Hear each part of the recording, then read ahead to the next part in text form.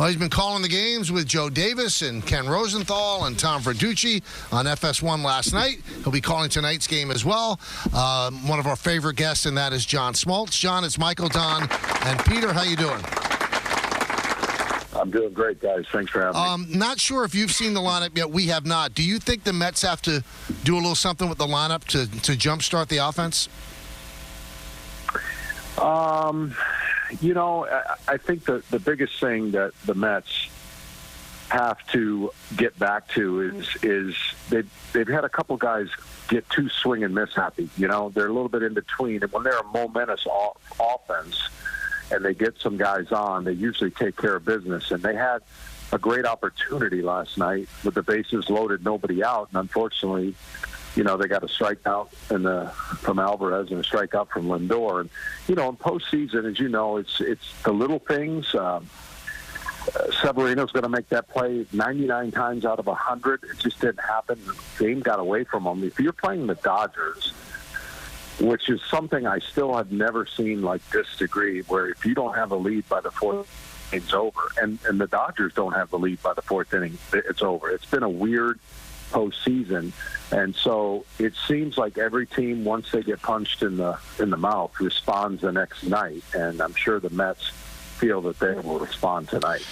With Alvarez, do you see somebody that's just struggling, or do you see somebody that maybe is a bit overwhelmed by the moment?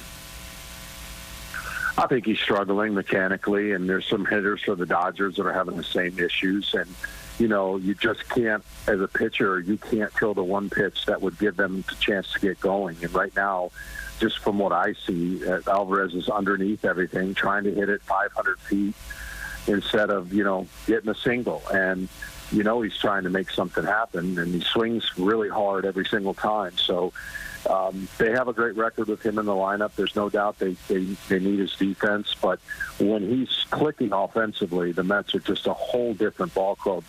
And right now you see him batting ninth. That speaks for itself. So it's baseball in the postseason is an over-magnified example of what happens in the regular season that nobody really cares that much about, meaning a guy goes through his regular slump.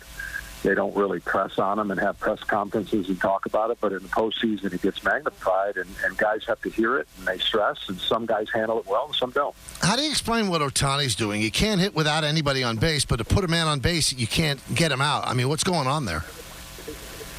It's unbelievable. I said today, you got a better chance of winning the lotto than this trend continuing or trying to explain it. The pressure with runners on is real for the pitchers.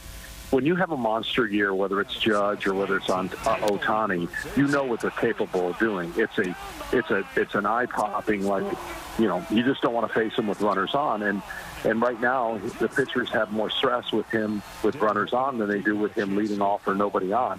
And I guess some of that has to do with, if he hits a home run, it's just one.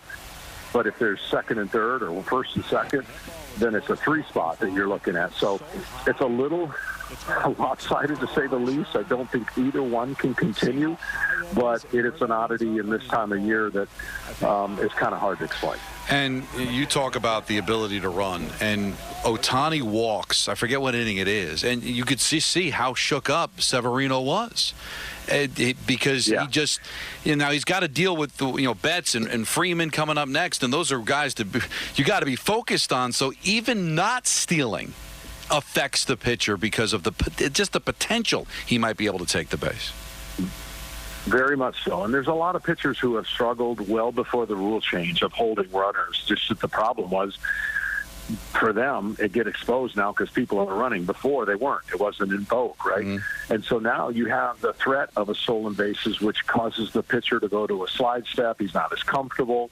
A lot of stolen bases against Severino, and I'm sure he was thinking about it. That's why I said on the telecast, I'm really more I'm more confused there's not more one-way leads, like huge leads that make you feel like he's going, but the first move he's going back. That draw throws over. I've not really seen enough games to see, or enough opportunities to see people do that. And but in the postseason, again, when it starts being a topic, like, oh shoot, I can't get this guy on base because this is what he's going to do.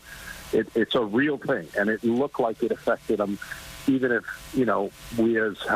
I'm a former pitcher, I probably would have denied it if you would ask me during my playing days. Like, oh, no, it really was. I just didn't make pitches. It is a real thing. So how different does it feel, John, we were just talking about this, how much tighter you are heading into this game 4, down 2-1 versus up.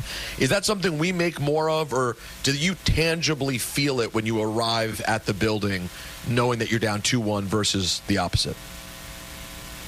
Yeah, it's a thing more about the pitchers. Like, I can only speak as a pitcher. I did not want to let my team down 3-1. So you're focused as a pitcher to give your very best and put the team back in a neutral spot at 2-2. But it is a real thing from the sense of, the numbers don't work in your favor if you go down 3-1. You always hear the numbers. There's statistics left and right. There's all the narratives.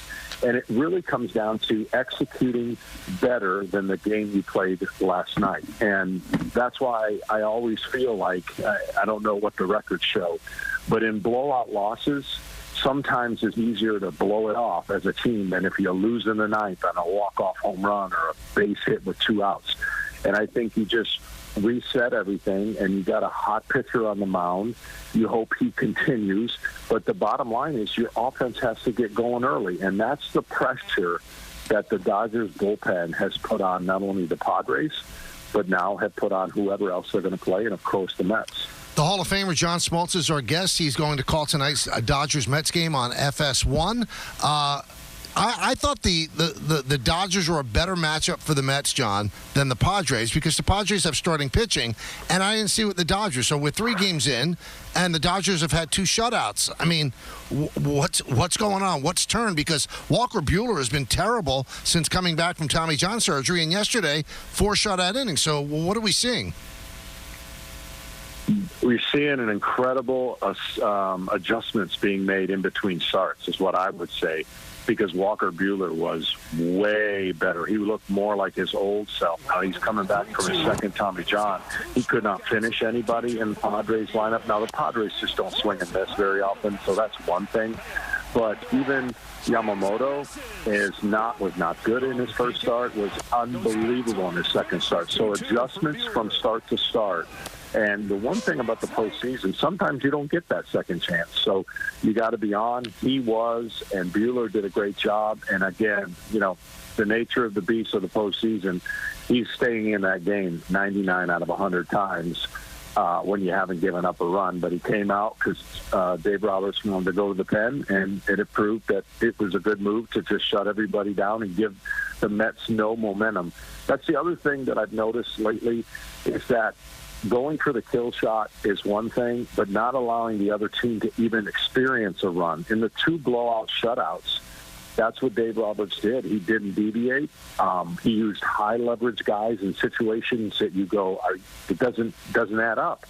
But to his credit and what he's trying to do, because he knows he has to use his bullpen every single game, and a lot of it, he just doesn't want to see the same kind of hitters see the same pitchers. So there's a little bit of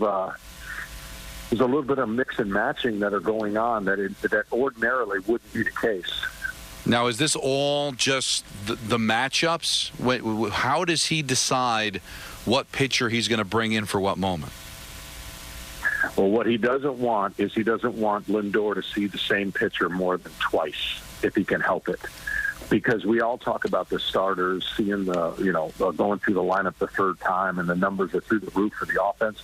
We forget that the relievers have the same scenarios in a series that you forget to think about. And the greatest example was back when, Philadelphia saved Alvarado, the lefty, for Alvarez, and the 4th time he saw him, he got the game-winning, basically, home run. And so they're trying to figure out ways to not have that lane for that particular reliever to face the same 3 hitters over and over again.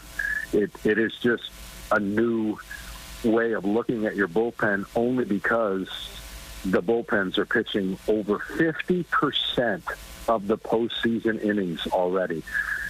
I don't see that a long-term success, but it's working for certain teams, and it works sometimes.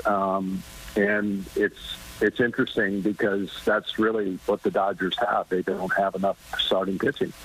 We have about 30 seconds, John. We've been debating this the last couple of days. We just don't get it. Maybe you can, illuminate it for us. Why the Mets so dead set on using Kodai Senga? He's pitched 8 2/3 innings all year, and they're putting him in these massively important games where he's going to pitch 2 or 3 innings. What is their obsession with that? Yeah, it's a great question, and I think the only answer I can come up with is the fact that his football is an equalizer against some of the left-handers in their lineup, and it's a different look. And if he can get through the lineup once, it takes off the pressure from Peterson, who could then throw a left-handed. The Mets don't have enough left-handed pitching in their bullpen to handle the offense for the Dodgers. So that's really the line of thinking. I also thought that if they got by that game, they had 3 traditional starters to take advantage of the series. It didn't work. We'll see what happens in Game 5. John, have a great call. Thanks so much. Oh, you're always helpful to us. We appreciate it. Thanks, John. All right, my pleasure, guys. You got it. That's John Smoltz. We'll come back with more of your phone calls. Hey, this fall, take your business to the next level with a Mercedes.